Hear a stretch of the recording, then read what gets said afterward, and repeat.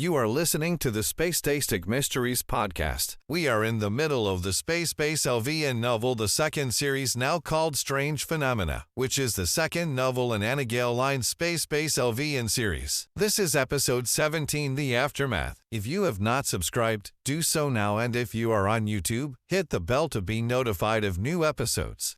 I have no idea what you are talking about. I do not know any Renata Camry. I feigned a smile and then answered. You might want to tell your face that because your face said you do know what I am talking about, and that you know who Renata Camry was. I know a Reyaxxa Camry, the bane of my existence, came her response. Her face contorted. Same person, I advised, cocking the weapon. What did you do to her? Did you kill her? Even if I did, I wouldn't admit that, and the galaxy is better off without her, and they would be better out without you. A security guard came over and eased me off of Reid and took her into custody. Colonel, we are not able to open the hangar bay doors to let SpaceVessels onto the base, came Major Restock's voice over my CommLet. Colonel, we are not able to open patients' doors or control the DiagnMonitors, I heard Drew say over it. Colonel, we are not able to keep the doors to the cells locked, I heard Major Garcia say. How is that going, Reid? I questioned. I've ran into some complications, she admitted after hemming and hawing. I joined all the lines and announced, hold on, I will fix it. I moved under one of the workstations. How did I see him do this before? I opened the bottom panel and pressed several numbers into the keypad, then I replaced the panel. I pulled myself off the ground and then danced my fingers over the workstation for a few minutes before I started hearing, "It is fixed," from Drew, Garcia, Reid and Restock. Just then I felt something strike me over the head. Someone pushed me out of the chair and onto the floor as everything went black around me. A few minutes later, when I woke up with my head pounding, I heard someone complain, "I don't understand how she did it." She regained control of the system and blocked us from being able to hack back in. I grabbed the side of a workstation and pulled myself up. I reached for my 9mm from the secret compartment of my black flight coveralls. I crept behind them and said, I would get out of those chairs before I do worse to you than take away your access to our computer systems. They turned around, a person the spitting image of my twin and Ethan. They laughed. The one who looked like Ali taunted, "What are you going to do? Shoot us? We are so scared, no one is going to believe that you killed your twin and good friend." I moved the gun from one to the other several times. Really? I cocked my head. Everyone who knows me knows I will take down anyone who comes between me and the truth. And I don't discriminate just because you look like my family and friends. I felt a warm substance running down my head. I touched it and brought to the front. I glanced down and saw the blood. Drew was going to kill me. Now, back away from the workstation, and tell me what you are really doing here, or I will not hesitate to lay you both out. We are not afraid of you, the Ethan lookalike decided. You are not in any condition to lay anyone out. I shook my head and said with grave deliberation, you should be. I moved toward them, backing them up to the workstation. They pounced on me, knocking me to the ground, trying to grab the weapon from me. I wrestled with one who tried to seize the weapon while the other one clutched the back of my tunic and threw me against a wall. She might not, I heard Tony say, jumping from the access tunnel above, tackling both to the ground. He held them down until security took custody of the people. Then I charged, take these people into custody. They are not who they look like. Treat them as armed and dangerous. They are not to be released unless you have the authorization of me and 2 generals with voice and facial recognition and DNA tests on all 3. If it is a person who looks like me, it requires 3 generals. This is a standing order. Anyone who violates this order will be court-martialed. I am absolutely not joking. Tony ripped off part of his black, long-sleeved shirt and bid, "Press this to your head." I did so. Tony told me, "We need to get you to the hospital. Drew is going to kill me." He didn't want me to do this at all, I returned, collapsing. I felt Tony catch me. I knew she was going to get hurt. I heard Drew say what seemed like only seconds later. I am not even a freaking empath, and I knew. It's a good thing you were there. I felt my head throbbing. She didn't need me. She was handling it fine on her own. She was outmanned, Tony retorted. I am glad I could finally help out. She usually thinks she has to handle everything on her own. He was right. I did. What an empath I was. I didn't even know how my need to do everything myself was affecting my partner. Even I know she is going to find what you said insulting. I understand you are concerned about her and the baby, but she is capable of doing her jobs, and that statement makes it sound like you don't believe that. Women like Alex and Lucky don't take kindly to that. Lucky? My nickname for Jessa. You know Colonel Masters. As much as I am curious how Jessa got that nickname and why Johnny and Fireball call her Lucky Star, I will save that for another time. I do believe her capable, but we all know excellent agents who were killed. I worry about her every day. I feel better now that she has you backing her up, but she told me Dom died in the other timeline. The twins got sick in this one. Her and I have many miscarriages.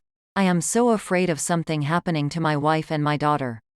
Especially my wife. She is my life. I don't want to live it without her. I became overwhelmed by the sadness and fear radiating from Drew.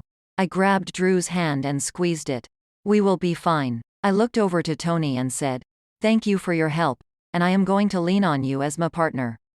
It is going to take some time to break the habit, so bear with me." It is a learning curve for both of us, Tony agreed.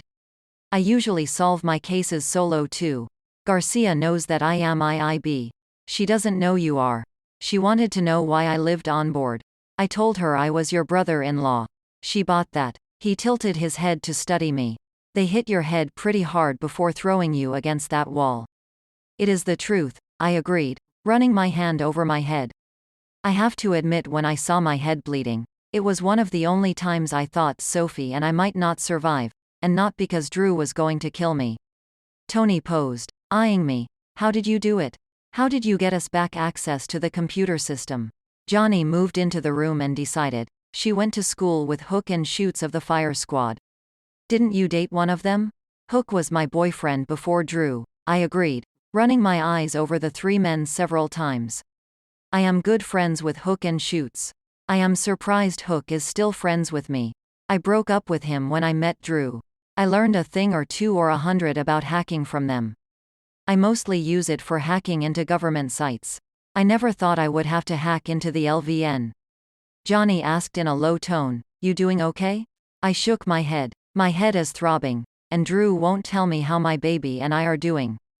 I feigned a pout. "Our baby," he insisted, turning to me, "and you and Tony wouldn't let me get a word in edgewise." "Sophie is fine. You have a linear skull fracture. It is a small break and should heal over time. But it is not going to heal if people keep slamming you against walls and hitting you with things. I am never going to like you putting your life on the line like you do, but you need to rely more on Tony during the pregnancy." "That is the equivalent to telling a woman to calm down," Johnny interjected, leaning against the wall, leg folded, sole of his shoe to the wall. "That is never going to go over well, especially with my goddaughter." "Goddaughter? Johnny, are you my godfather?" I prompted, tilting my head. "Dad always told me my godfather was someone that Mama used to date, and he didn't like." "She picked my godfather. He picked my godmother, his sister, which would have been Mama's choice too." Johnny slowly nodded. "I have followed your career. I didn't want to cause trouble with your father, which is why I never came around before." "I get that." I nodded. "I am sure my father would make you feel small in comparison to having seats on the supervisors. You do so much to help solve so many cases. My father does not understand me doing this kind of work or serving in the Freedom Alliance. He thinks I am wasting my gifts, and he did not want me to marry Drew because Drew is orthoid." Over my CommLet, I heard Reid, "Colonel, have been working with Dr. Morgan, and I have programmed the computer to scan philology at every entrance." "Good job," I advised her. She remained silent for a moment. Then she remarked, "Good job, Colonel. You were able to lock everyone out except you, me and our second in charge." "Yeah, well, that's just some of the skills I've picked up along the way," I returned, catching Drew's eye. "You should see my indigoid gifts. I've heard through the grapevine that indigoids have children into their 60s, and that you are expecting." I wrinkled my nose before demanding, "Who told you?" "Dr. Morgan was upset that you were hit on the head. He referenced Sophie. I put 2 and 2 together and asked him if you were expecting." "Okay," I consented, rolling my eyes. "I am going to let it go." I was trying to keep it on the down low because people start thinking I cannot do my job. I was outnumbered. You did better than most of us non-pregnant people could have. My brother-in-law. I know your other secret too. That you are IIB. I will keep all your secrets on the download. You saved my brother's life during a hostage situation. Thank you from him, and me. I shook my head and ventured. The Headshaw hostage situation 11 years ago. You've known since I was a lieutenant colonel? You just became a lieutenant colonel, if I remember correctly. Okay, let's keep all you know under wraps, and don't treat me differently. I don't need to be coddled because I am pregnant or am going through the Revantio, the 6-month healing period for indiogoids. We talked for a few minutes before Ali burst through the doors. Are you okay? She said telepathically. I heard that a person who looked like me is in the brig, that she tried to lock you out of the computer system. Yes, but I've got it handed for right now, I responded back to her. You are going to want to stay on the down low until all this is figured out. I need to help, she decided. Help me go through Mama's logs, and figure out what the hidden message is. Of course. Johnny, I asked, finding my voice again, are you Ali's godfather too? He nodded. All of you children. Jack wasn't pleased at first that he had 3 girls and only 1 son. Jack, Ali questioned. Meeting Johnny's gaze, you mean Papa? Johnny nodded. He brought Ali up to date on his previous relationship with our mother. I've tried to contact Papa, but he does not believe I exist, or ever did, Ali said. I could see the defeated look on her face and could feel the deep disappointment in her. I am sorry. He will come around eventually. He must still be under the influence of whatever caused all of us to forget. The version of family I grew up makes me want to learn what my real ones were like.